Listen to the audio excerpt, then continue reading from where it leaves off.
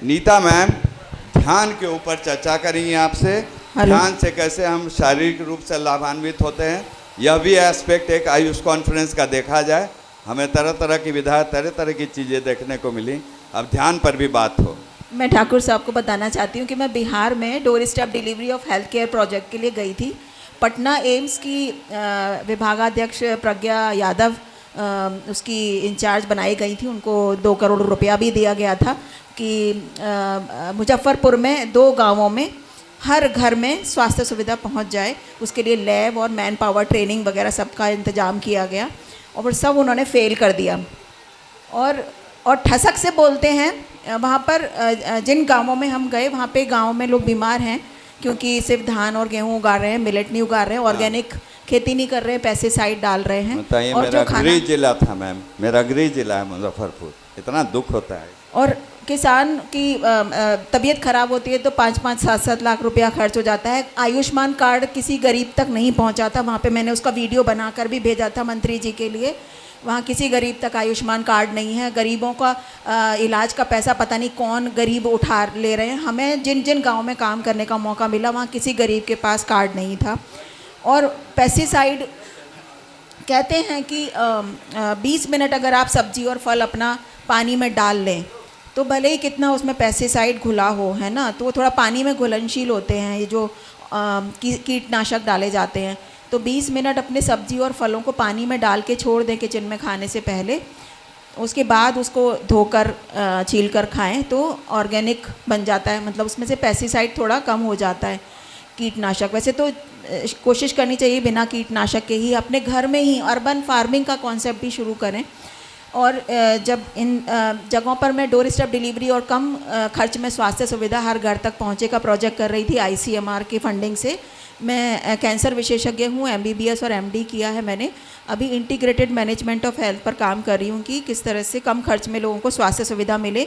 उस चक्कर में बनारस में एक कहानी सुनने मिली कि एक ऋषि ने अपने शिष्यों को बोला कि 2 घंटे के लिए सब लोग जाओ खेत जंगल में और एक ऐसा पौधा लेके आना जिसकी कोई वैल्यू ना हो, ना मेडिसिनल ना न्यूट्रिशनल, जिसका कोई इस्तेमाल, यूज़लेस बेकार पौधा हो जिसका ना दवाई में इस्तेमाल होता हो, ना खाने में, ना जहर बनता हो, ना दवा, कुछ नहीं, यूज़लेस।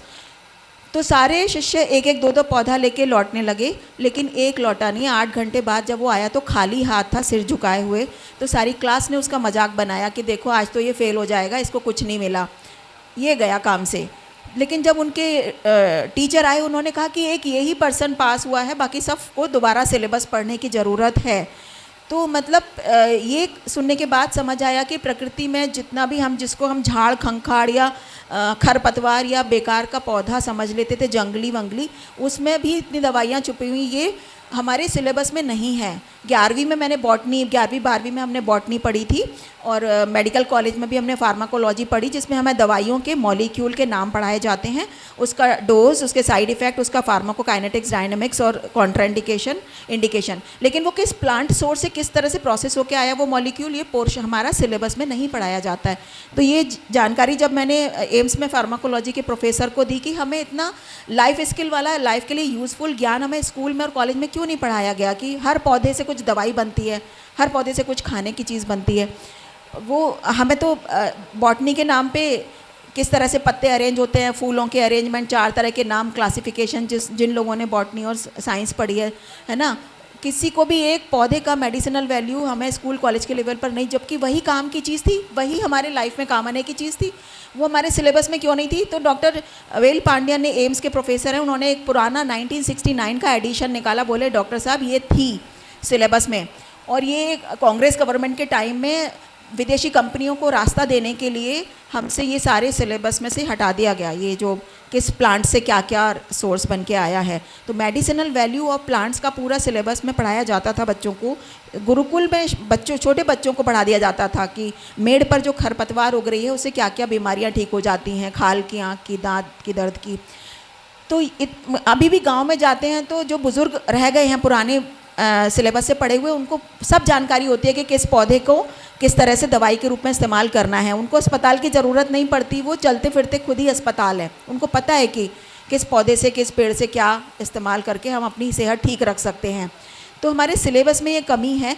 ये जहाँ और आजकल नई एक so called modern medical college में चल रहा है वन हेल्थ कॉन्सेप्ट, कि वन हेल्थ, और हमारे एंशियंट स्क्रिप्चर में था कि एवरीथिंग इज़ वन ओनली। हम पेड़ पौधों को, हवा को, पानी को, सबको अलग ना माने, हमारे शरीर का ही वो विस्तार होता है, वन हेल्थ कॉन्सेप्ट। तो जब मैं चेन्नई में थी एक गांव में, उसमें हर घर में डायबिटीज़ के मरीज़ थे और वो कमज़ोर, पतले दुबले, कम उम्र के मज़दूर थे और उनको सब तरह के अनकंट्रोल्ड शुगर के डिफरेंट लेवल पर, तो उनको कोई रिस्क फैक्टर नहीं था, तो फिर उनको शुगर क्यों हो रही है। तो वन हेल्थ कॉन्सेप्ट पर अगर हम अमल करें तो मैंने आसपास क्या सबसे ज़्यादा उग रहा है, उनके आसपास क्या उग रहा है, वही उनकी दवाई होगी।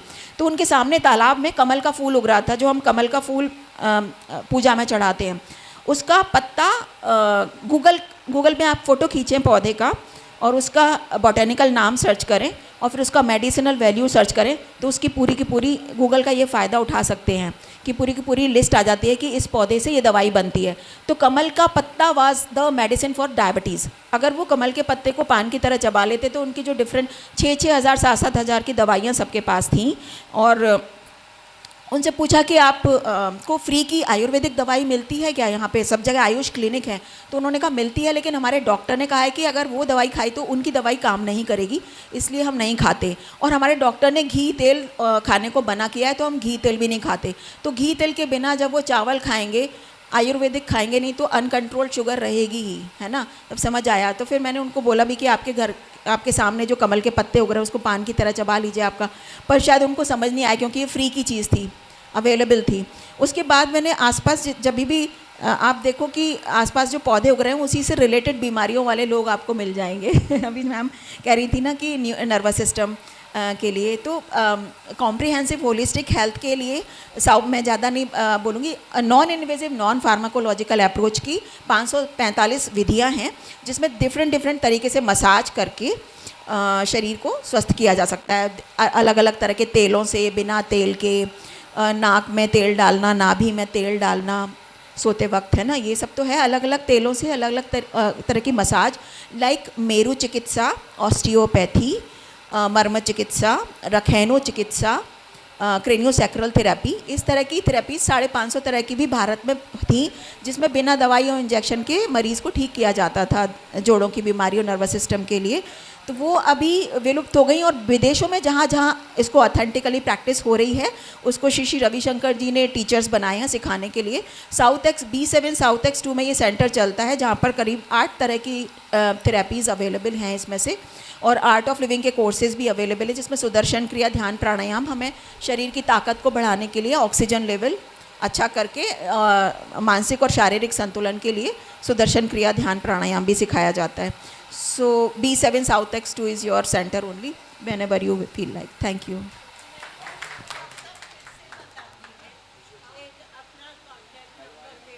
हाँ, 9313195247। डॉक्टर नीता, जो हिंदुस्तान हॉटलाइन करके यूट्यूब चैनल चलता है, उसमें मेरे टॉक्स भी हैं। हिंदुस्तान हॉटलाइन चैनल पर डॉक्टर नीता करके मेरे टॉक्स हैं, तो आप प्लीज़ उनको सुन लें। उसमें 9313195247।